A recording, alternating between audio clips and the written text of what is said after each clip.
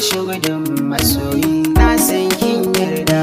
A raina soyayya ce da ƙauna, masoyi ai ba shi gudun masoyi na san ka yarda.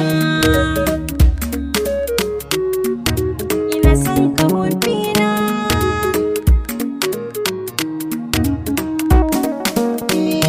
A ƙauna na yi farar sa'a na samun yar halali, nishaɗin da take ban a zuciya warware kulli. Cikin ƙaunar ta na saba rabewar mu ba dalili, akan san ki zuci ta yi nisa na san zaki mata shaida.